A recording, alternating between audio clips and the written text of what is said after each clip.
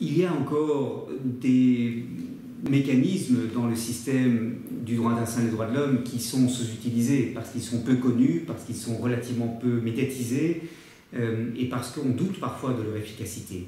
Et je pense en particulier aux procédures spéciales que le Conseil des droits de l'homme a instituées. Le Conseil des droits de l'homme nomme des experts indépendants qu'on appelle des rapporteurs spéciaux sur différentes thématiques, par exemple les droits des migrants, le droit au logement, le droit à l'alimentation, ou le droit à ce que les droits de l'homme soient respectés dans le cadre de la lutte contre le terrorisme.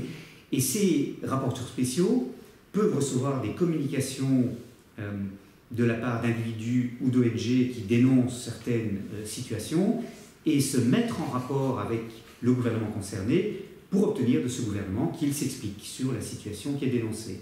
Ces procédures sont en fait extrêmement intéressantes parce qu'elles sont très informelles. On n'a pas besoin, si vous voulez, d'épuiser les voies de recours internes dans le cadre national avant de s'adresser à cette procédure spéciale. Ce sont des procédures entièrement gratuites, ce sont des procédures très informelles qui peuvent d'ailleurs se passer des services d'un avocat, et ce sont des procédures qui sont relativement efficaces lorsque l'État, et évidemment la pratique varie selon l'État dont il s'agit, mais lorsque l'État veut coopérer avec le système des Nations Unies.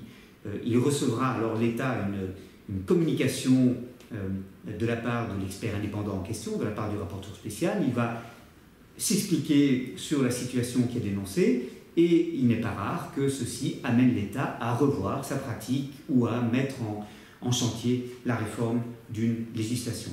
C'est une procédure qui présente par ailleurs l'avantage qu'elle n'est pas juridictionnelle ou quasi juridictionnelle, ce qui permet à cette procédure d'être introduite parallèlement à des procédures contentieuses classiques. Par exemple, parallèlement à une requête introduite auprès de la Cour européenne des droits de l'homme ou parallèlement à une communication adressée à un comité d'experts des Nations Unies.